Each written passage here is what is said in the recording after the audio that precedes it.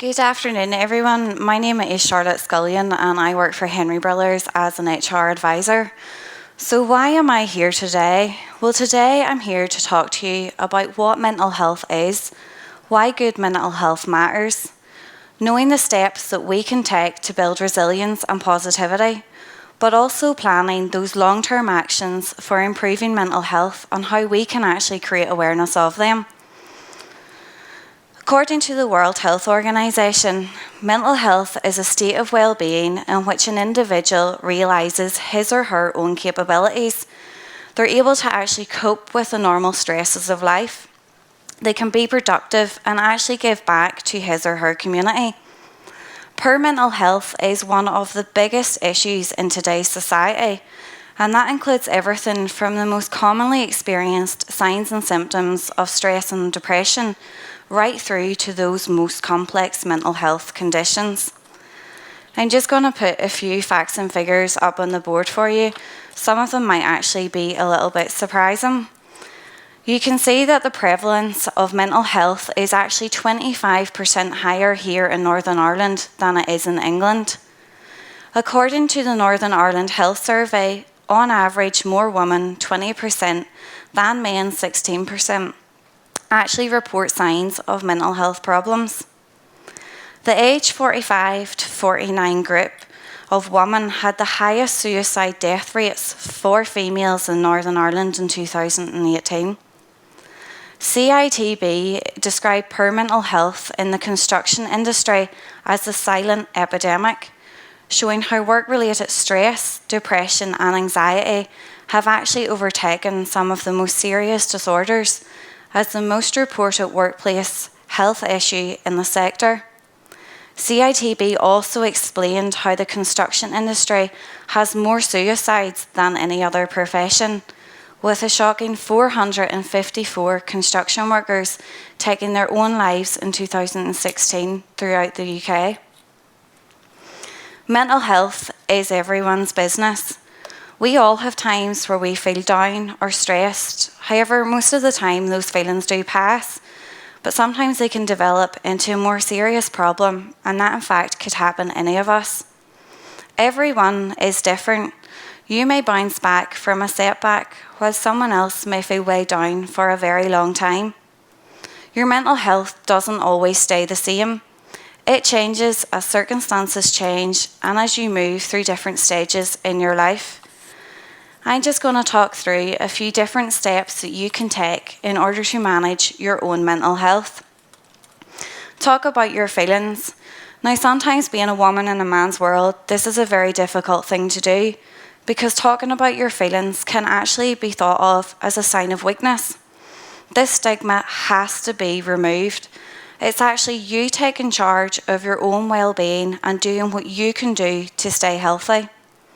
If you are facing a difficult time, talking about the way you feel with someone you know and trust can in fact often help.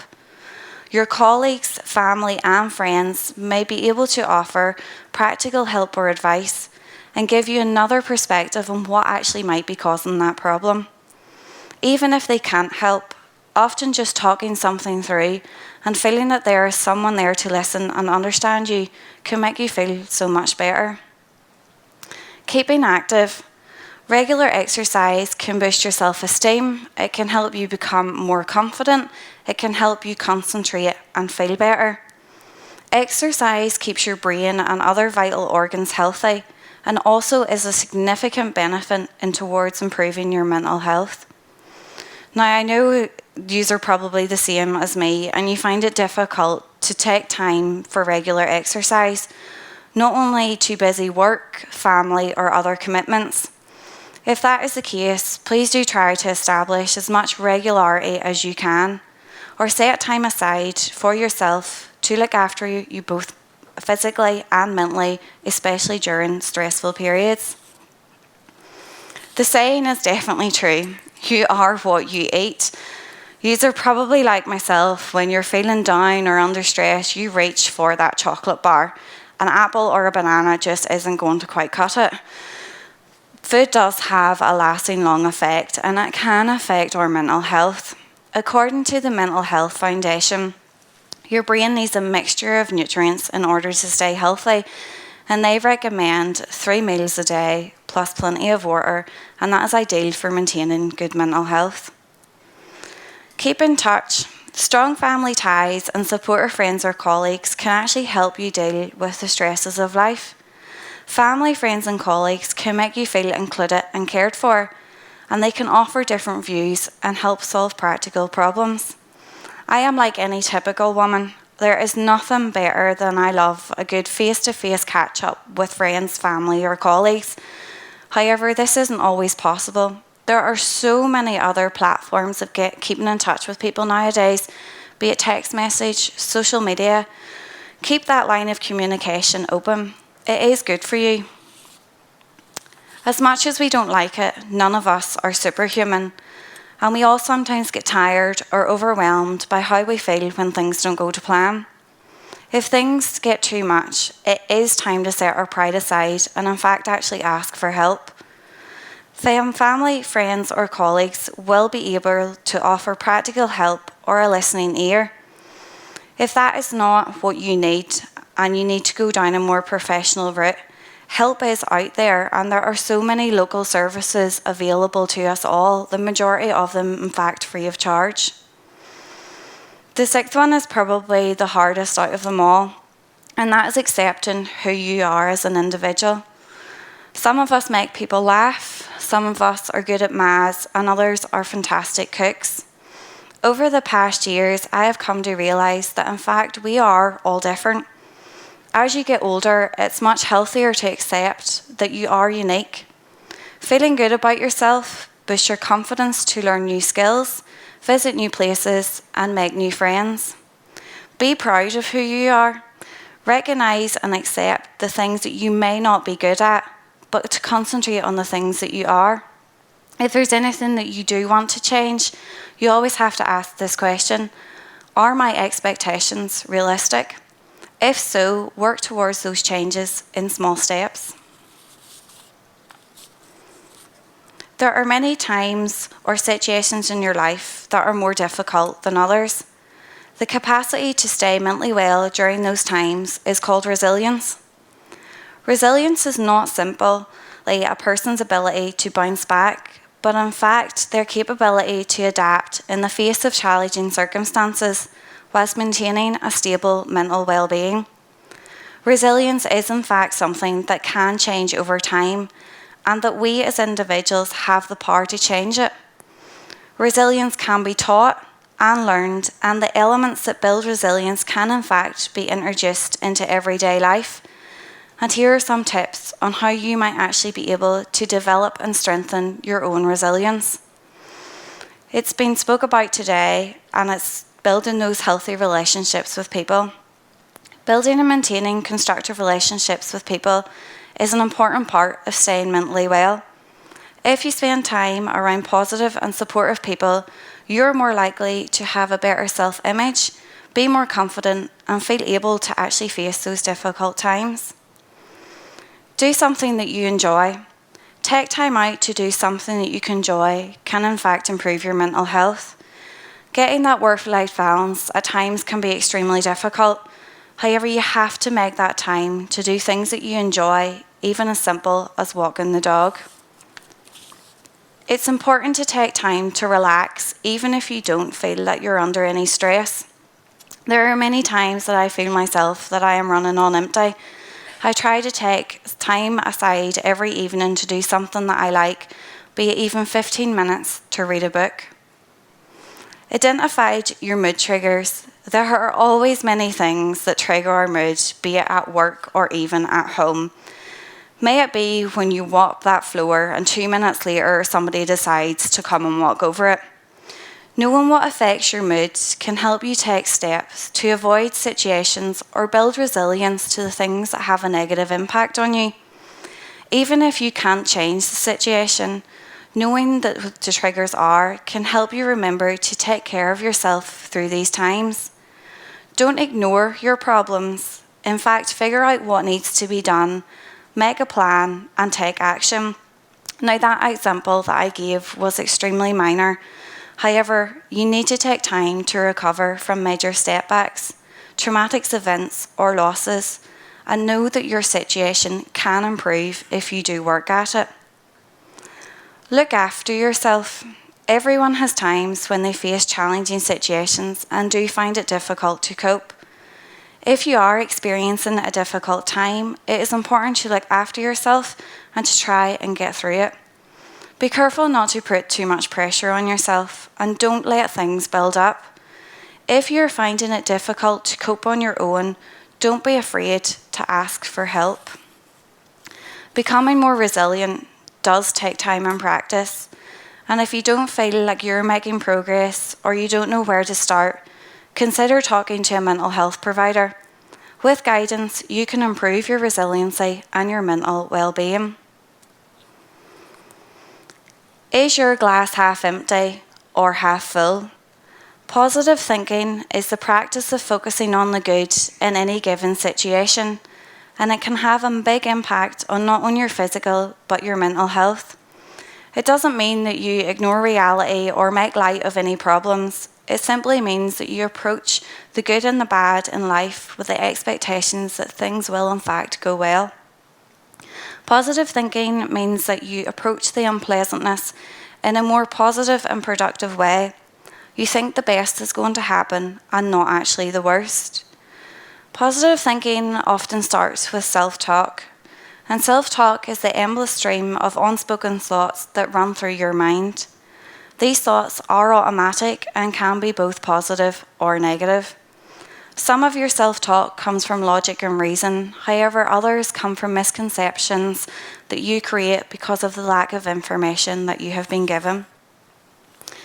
If the thoughts that run through your head are mostly negative, your outlook in life is likely to be pessimistic. And if your thoughts are positive, you're likely to be optimistic, someone who actually practices positive thinking. There are many benefits of positive thinking. There's greater problem-solving skills, clearer thinking, better moods, and in fact, less depression. Every day has something positive in it. Just some days you have to look a little bit harder for it. It's unclear why people who engage in positive thinking experience health benefits. One theory is that having a positive outlook enables you to actually cope better with stressful situations. It is also thought that positive and optimistic people tend to lead healthier lives, and they've put into practice the steps that I've talked about before of physical activity and following a healthier diet. So focusing on positive thinking, you can learn to turn negative thinking into positive thinking.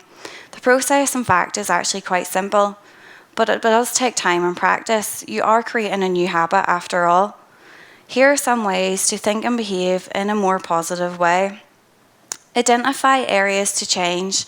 If you want to be more optimistic and engage in more positive thinking, then you firstly need to identify areas of your life that are normally negative.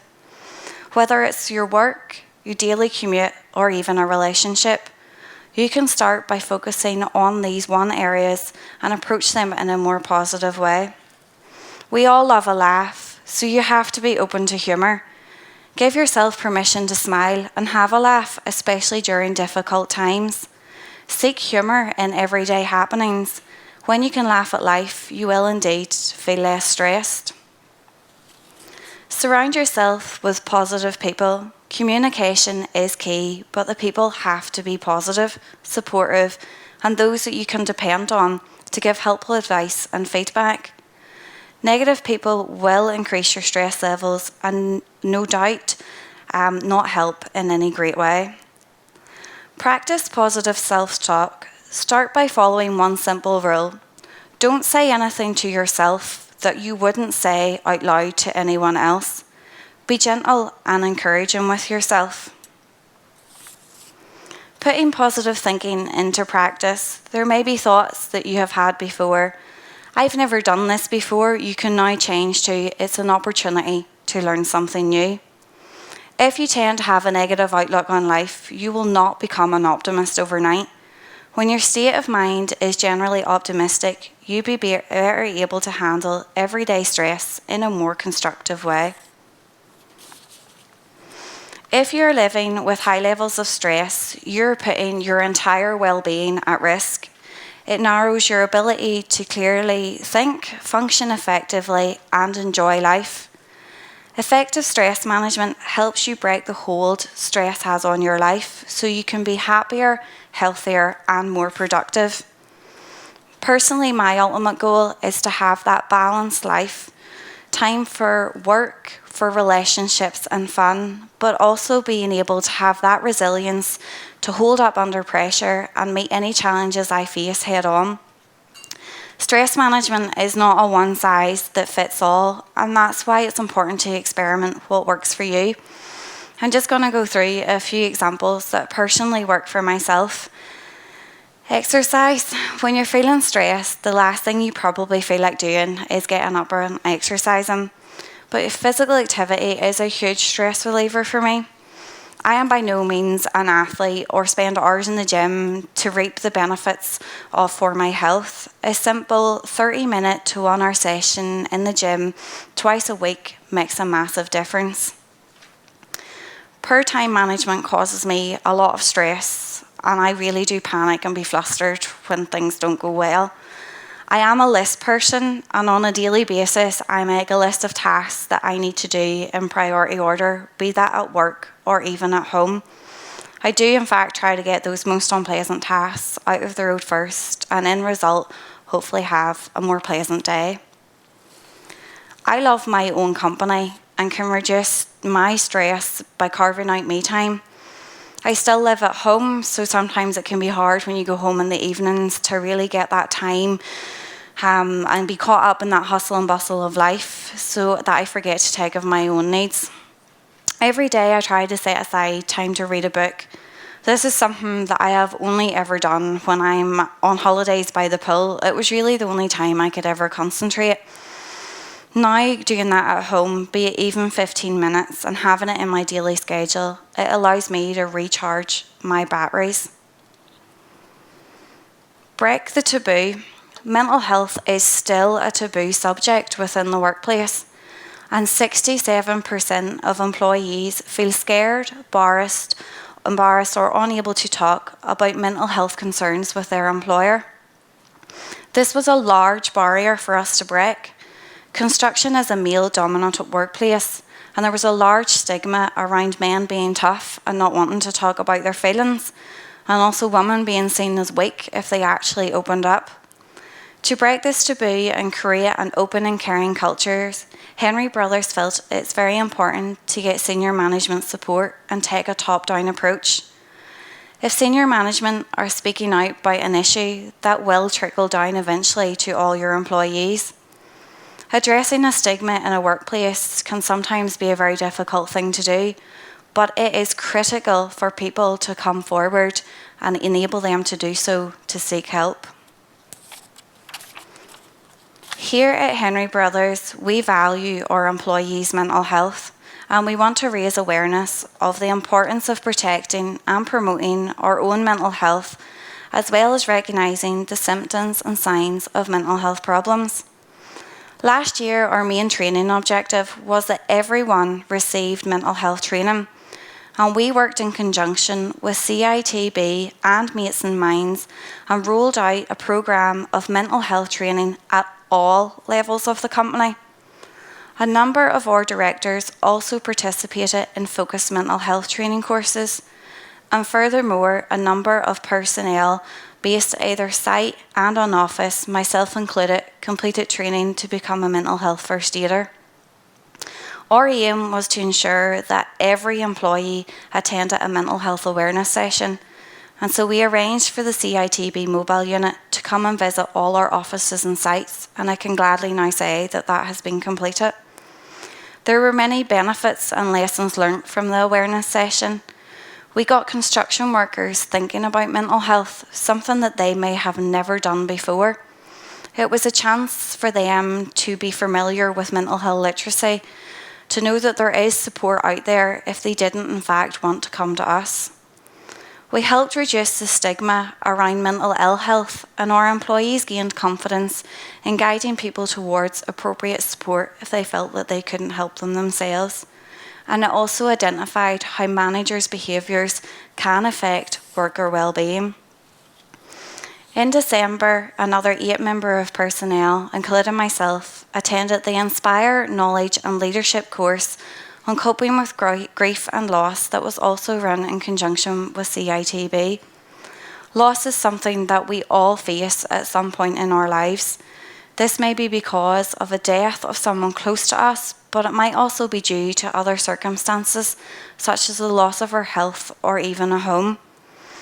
During this course, we learned that everyone's response to loss is very different, and it helped us be able to cope and help others to get through a very difficult time. From the very onset, we made it very clear to our personnel that we did not want them to become experts, and they weren't expected to become experts in mental health or to even handle these problems alone. Instead, they were there to flag problems and signpost personnel to the support and resources available if we weren't able to deal with it in-house. When the managers completed specific training, we have used company newsletter, posters in communal areas, leaflets and other internal communications to raise awareness of who our mental health first aiders were and how to contact them. If employees know that training has been given for managers to understand mental health, they feel more comfortable coming forward to discuss any problems that they may have at work or even in fact at home. It's very important to safeguard the mental health of your workforce by creating that open and caring culture that make your employees feel supported. We encourage managers to actually take time out and sit down with their employees in their departments. We've begun to realise that when you had that personal connection and relationship with someone, that you were better able to identify when things weren't going right, be it at work or in their home life, maybe to spot if they were struggling with someone and behaving uncharacteristically. We do have a comprehensive health and wellbeing portfolio, and it does aim to act as a preventative tool and support for life issues and stressors. Over the past couple of years, we have brought in external people to come and talk to our employees about issues that affect not only their physical but their mental health. This covers various topics such as work-life balance, helping those with financial problems, and also those that have caring responsibilities, just to name a few. We create a massive awareness of mental health, and we done this last year in May, and we'll also be doing it again this year. All tools were set down for Mental Health Week. It was heartening to see all our personnel come together for tea and talk to create awareness of mental health and encourage our personnel to talk to someone if they in fact were having difficulties. We had a main message for the event that day, and it was, we don't think people realise how difficult it is to pull yourself out of a dark place mentally. So if you've done that today, or in fact any day, we are proud of you. We provided leaflets at the event for our personnel that gave them details of mental health first aiders. It showed employees that Henry Brothers are serious when it comes to mental health awareness. It also showed them that a support system is in place so that employees can talk to their colleagues about any worries or concerns that they may have. We continue to check in with our employees regularly, and often support can drop off in a workplace. But it is so important to keep those ongoing, meaningful conversations to prevent any problems from reoccurring where impossible. It is important to take action on mental health now. Whether you're here today to find some personal tips on how to manage your own mental health, or how you can put steps in place within the workplace to help others. I am by no means a mental health expert, but today I hope I have shown you how some small changes can make a massive difference. Thank you.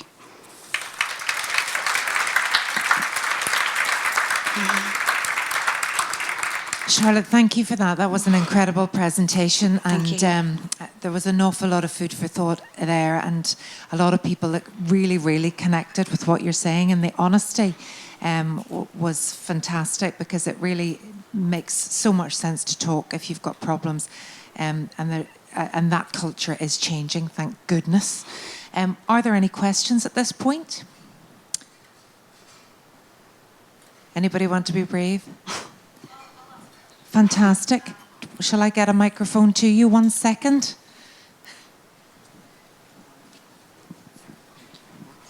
Thanks for that, Charlotte. I'm a health and safety manager, so I deal a lot with mental health with our guys on site. One question I had, you mentioned that you have sessions and that you encouraged all your workforce to go to that. I just wondered, how did you encourage people to attend those? Because that's the thing we struggle with the most, is we have these sessions, but people don't want to come to them. Obviously, a lot of men on site. And they're like, oh, I don't have time for that. So I just wondered what your opinion or thoughts are on that. It is very difficult. At the start, we I'm not going to lie, we had exactly the same problem. I think when you do get the first couple of sessions over, we actually done feedback forms for all our people that did attend to see, are we doing the right topics? Is there anything that you want to see? Is there anything that we can change? Really, by the promotion of it and showing how well the sessions worked, that communication then did go down. It filtered through the sites, and people then were starting to bring others along, that have been to this before. It was really good and informative. You should come to the next one. And we try to raise as much awareness as possible. On sites, we organise them at a specific time. We always have them at 1:30. And that's simply because people are actually in the canteen. They've just finished their lunch. On a building site, employees can be anywhere during the day. So it was just trying to be a wee bit savvy in the way that we organise them, and really the promotion of them and getting the feedback out there to show people that they are helpful and they do work. We probably will never get everybody at the employee sessions. There's no doubt in that. But we try to get as much positive feedback from them as possible to show people that they are helpful. Great question, though. And the thing is as well, it was so heartening to hear you talk about the culture at Henry Brothers. It has to be from the top down. You can't be what you can't see. And if a director is brave enough to speak out about something, the same as a woman in the workplace, a more senior woman, if they share a little bit about what they've been through, it makes all the difference, and you're more likely to come forward. So that sounded fantastic. Any other questions for Charlotte before she leaves? She seems to have a lot of answers. This is a good opportunity. But definitely an example of best practice that we can all take with us is being that champion for mental health and speaking out as well. Shall we let Charlotte sit down? Yeah. All right. Thank you so much, Charlotte. Great, that was really, really fabulous.